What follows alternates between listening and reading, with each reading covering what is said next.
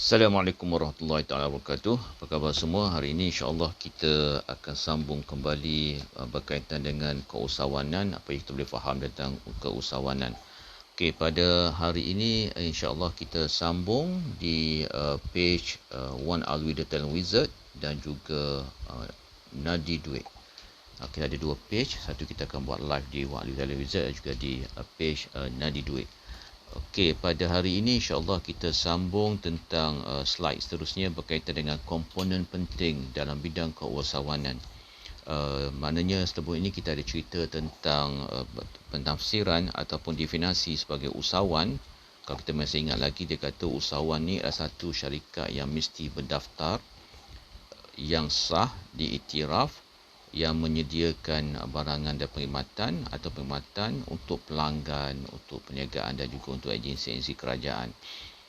Dalam konsep ini, dia menyatakan bahawa usahawan itu boleh tarikan bagi yang menjalankan inovasi, kewangan, perniagaan dan usaha mengubah dan menghasilkan satu inovasi pada barangan perkhidmatan dalam ekonomi. Inilah antara definisi secara ilmiah kan. Tapi kalau kita pergi ke lebih jauh lagi, kita akan melihat bahawa usahawan itu ialah sentiasa berinteraksi dengan kepercayaan, sumber bantuan, persekitaran dan juga MASKED. Apa itu MASKED? Iaitu kita mesti ada M yang pertama, kita mesti ada mentor. Maknanya ada individu yang kita boleh rujuk kalau kita menghadapi masalah, terutama bagi usahawan-usahawan baru lah. Dan usahawan pun sama, kita tak perlukan seorang mentor yang ada pengalaman, yang boleh menilai, melihat kembali bisnes kita. Itu yang penting. Yang keduanya ialah attitude. Mana usahawan ini nak tak nak, sikap itu perlu dibentuk, yang betul-betul sebagai usahawan. Sebab cabarannya selalu banyak. Usahawan memerlukan sikap yang betul, yang tiada membaiki sikap. Macam mana nak bentuk sikap? Pertamanya kita membina networking dalam bidang keusahawan yang sesama usahawan. Sebab apa? Idea usahawan, idea kawan-kawan kita sama usahawan, cara dia melihat kita sebagai usahawan berbeza daripada orang yang bekerja yang tak pernah terlibat dalam bidang keusahawanan. Itu berbeza. Sebab tu dah, kalau kita jumpa dengan usahawan, kita akan bincang, kadang-kadang tajuk bukan sama, dan kita akan bincang sesuatu yang kita ada solusinya secara realistik, secara boleh dibuat terus. Kalau kita berbincang dengan bukan orang tak pernah masuk bidang keusahawanan, mereka hanya memberikan idea-idea pada pandangan mereka sebagai seorang pekerja, kan mereka bekerja lah.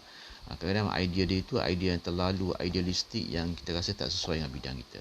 Sebab itulah kalau usahawan, dia bukan saja bergaul dengan kawan-kawan dalam bidang usahawan dalam bidang yang sama, dia juga boleh pergi ke bidang-bidang yang lain, bergaul dengan orang yang bidang yang berbeza. Sebab pandangan yang berbeza itu akan melahirkan satu idea untuk kita memajukan keusahawanan dalam bidang kita sendirilah.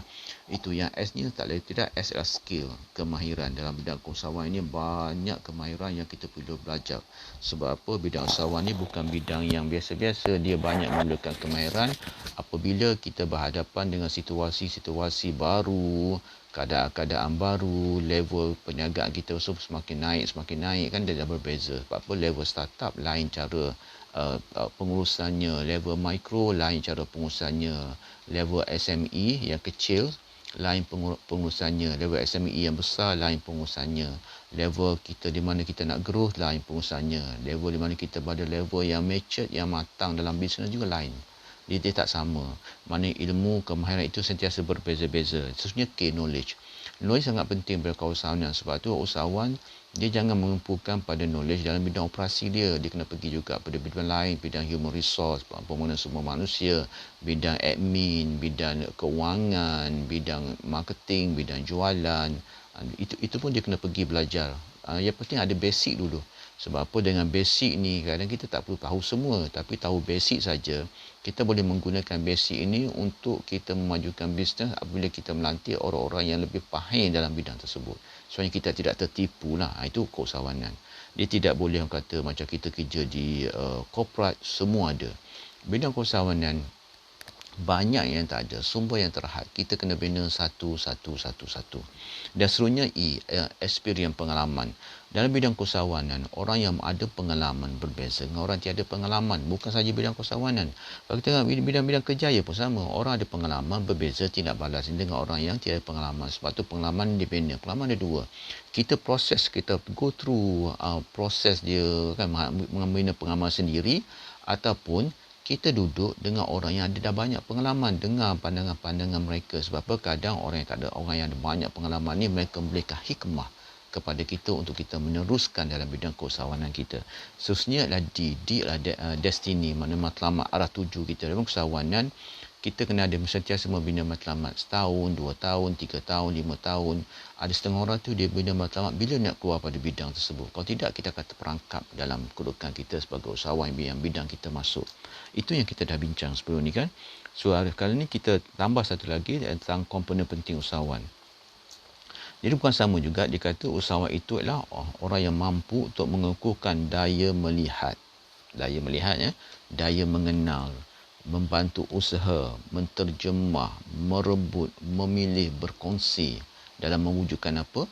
Mewujudkan peluang-peluang, membina matlamat-matlamat yang lebih baru, mencari sumber-sumber, menggunakan sumber yang ada dan mencari sumber-sumber baru, membina keutamaan dalam gerak kerja keusahawanan kita, sentiasa membina pelaksanaan sehingga apa yang kita rancang menjadi satu realiti, membina daya 3K, daya kreatif, konstruktif dan kritikal, dan kita berfikir, kita melihat sesuatu, daya fikir, daya cipta dan daya inovasi, sentiasa membuat perancangan untuk dilaksanakan, dapat menilai sesuatu yang berlaku dalam bidang keusahawanan kita. Sebab apa? Analisis kepada situasi semasa, analisis kepada kewangan, analisis banyak benda kita nak buat analisa sebenarnya supaya kita tahu, supaya kita sentiasa relevan dengan keadaan semasa.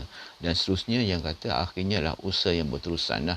Bagi usahawan ni dia tak dapat tidak, dia akan melakukan banyak kesilapan dan sentiasa membaiki kesilapan demi kesilapan untuk terus maju dalam bidang keusahawanan. Dan usahawanan dia kata dia tak dapat tidak, dia mesti seorang yang passion dan passionate. Maknanya seorang yang ada yang eager untuk belajar, eager memajukan bidang dia, nak terjun ke lebih. Tak kira kita pada apa, jual burger ke, menjaya tepi jalan ke, mesti ada semangat passionate, semangat yang begitu berkobar-kobar, yang membakar jiwa kita untuk terus maju. Sebab apa? Kalau tidak, kita akan mati di tengah jalan. Kita datang PKP sekarang, PKP 3.0 kan. Yang ni pun ramai dah mula lembik kan. Ialah sebab kita dah macam banyak benda yang kita fikirkan. Sama orang yang ada permis, orang yang ada komitmen yang besar kan, ada pekerja, apa yang akan berlaku. Seterusnya nanti kita tengok, kita akan sentiasa kena mentelaah, kena mengkaji kan, kena buat, kena tengok apa yang kurang nak dibaiki. Sebab apa? Dalam bidang keusahawanan ini, itulah kerja kita kan sebagai seorang usahawan. Dan seterusnya fast action. Awak kata fast action fund result, tapi kadang-kadang fast action pun nak tengok juga. Adakah fast action kita tindakan yang pantas kita melahirkan result yang pantas? Apa tidak pantas kan sebab kita jatuh. Kena check juga kan. Kadang fast action fund result ni kena check juga antara teori dengan realiti. Itu dalam bidang keusahawanan. Kalau kita pergi yang seterusnya dalam bidang keusahawanan juga, dia ada beberapa perkara berkaitan dengan tugas keusahawanan. Kita pergi yang simple kan, tugas usahawanan ni dia kata mencari orang yang mampu untuk urus bisnes. Usahawan kita yang uruskan bisnes. Sampai ada satu peringkat nanti kita juga akan mencari orang, staf kita, orang yang boleh kita percayai untuk menguruskan bisnes. Sebab apa? Usahawan ni dia akan nampak banyak peluang. Dia nak buat kerja seorang tak boleh, dia perlukan orang lain. Itu kita akan sambung lepas ini, insya-Allah. Kita akan sambung lagi esok, insya-Allah. Doakan kita boleh buat live sekali lagi.